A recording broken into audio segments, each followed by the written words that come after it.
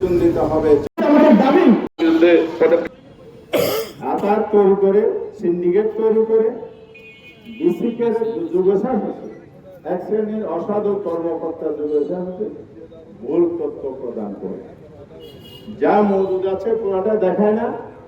সরকারকে বলে যে বাংলাদেশে লবণের ঘাটতি আছে, এই চাহিদা আমদানির মাধ্যমে পূরণ না করলে তাহলে লবণ নিয়ে আবার দেশে অস্থিরতা তৈরি হতে পারে। মিথ্যা তথ্য, ভুল তথ্য।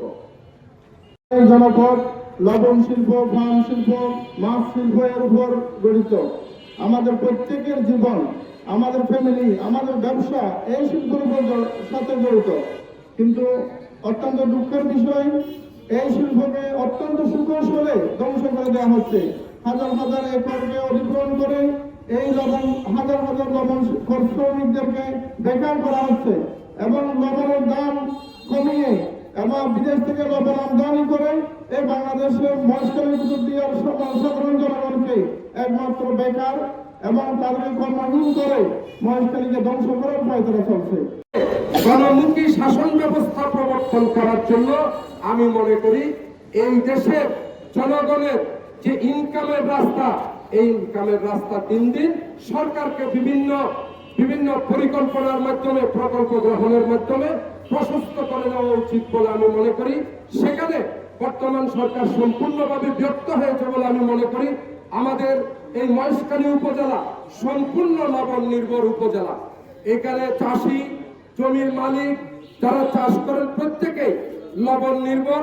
আমরা চাই এই লবণ, পর্যাপ্ত লবণ মজুদ থাকার পরেও যারা এই লবণ আমদানিতে পিছন থেকে কলকাঠি নেড়েছে, আমরা তাদের শাস্তি দাবি করি। এবং অন্যতম পেশা হচ্ছে লবণ শিল্প। এই লবণ শিল্পকে যদি আপনারা বাঁচাতে না পারেন তাহলে মহেশখালী মানুষের জন্য রাজনীতি করার কোনো দরকার নেই।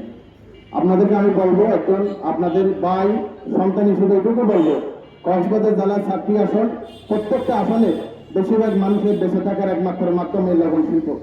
আপনারা যেহেতু আমাদের নেতা, সেই সুবাদে মহেশখালী তরুণ হিসেবে আপনাদেরকে আমি এটুকু বলতে চাই, আপনারা কক্সবাজার জেলার যারা নেতা আছে তাদের সাথে সমন্বয় করে, আপনাদের শিল্প মন্ত্রণালয় আছে, বাণিজ্য মন্ত্রণালয় আছে, তাদের সাথে যোগাযোগ করেন, সমন্বয় করেন। আমার দৃঢ় বিশ্বাস আপনাদের যে সক্ষমতা, আপনাদের যে দৃঢ় মনোবল, এটিকে যদি শতভাগ নাগরিকদের জন্য কাজে লাগান। এখানে মহেশখালীতে আগামীতে নির্বাচন, এই মহেশখালীতে আমাদের অনেক প্রার্থীগণ আছে। আমি ওদেরকে বলতে চাই, আপনারা ডিসিতে গিয়ে বা মন্ত্রণালয়ে গিয়ে আমাদেরকে বাঁচান, আমাদের মহেশখালী কুতুবদিয়াকে বাঁচান। এই মহেশখালী কুতুবদিয়াকে যদি না বাঁচান তাহলে আমরা হয়তোবা আগামীতে পূর্ণ হয়ে যাব। এই মহেশখালী লবণ শিল্পকে আপনাদের কাছে আকুতি করতেছি, মিনতি করতেছি, আমাদেরকে বাঁচান। পান চাষ করে যেখানে আমাদের চাষিরা মারা যাবে, সেখানে আমার পড়ালেখার খরচ কে যোগাবে? যেখানে আমার পড়ালেখা যোগাতে পারবে না, সেখানে দেশের যে মেধাবী যে শিক্ষার্থী আছে তারা জড়িয়ে পড়বে। যে আমাদের লবণ চাষের যে গত বছর 5 লক্ষ টন উৎপাদন হয়েছে আমাদের কক্সবাজার জেলা থেকে, সেখান থেকে আমাদের চাহিদা যোগাতে লাগে 18 লক্ষ মেট্রিক টন। সেখানে এখানে 7 লক্ষ মেট্রিক টন গুলো মজুদ আছে। তারপরে সরকার যদি এই বেআইনি ভাবে আমাদের চাষির মারার ফাঁদ যদি তৈরি করে থাকে, আমরা এটাকে ধিক্কার জানাই। সরকারের উৎপাদন মহলের কাজের ইশারায় আজকের এই লবণ আমদানির জন্য সিদ্ধান্ত হয়েছে। তার মূল হোতাকে আপনারা খুঁজে বের করুন এবং আমি আজকের এই সমাবেশ থেকে সরকারের মিডিয়ার মাধ্যমে জানাতে চাই যে তারা জনতার কথা শোনার জন্য, লবণ চাষী শ্রমিকদের কথা শোনার জন্য তারা এসেছেন, ইভেন তারা পরামর্শ দিয়েছেন। তো যদি লবণ চাষীদের দাবি মেনে না নেওয়া হয়, পাশাপাশি যদি লবণের ন্যায্য দাম নিশ্চিত করা না হয়, আমরা সড়ক অবরোধ সহ আমরা বিসিক ঘেরাও দিব।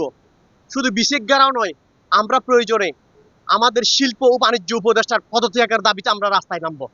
পাশাপাশি এটাও ঘোষণা দিচ্ছি, আমাদের উপদেষ্টা পরিষদে যারা আছেন, প্রধান উপদেষ্টা সহ সকলেই জানে যে বাংলাদেশের বৃহত্তর কয়লা বিদ্যুৎ কেন্দ্র আমাদের মহেশখালীতে।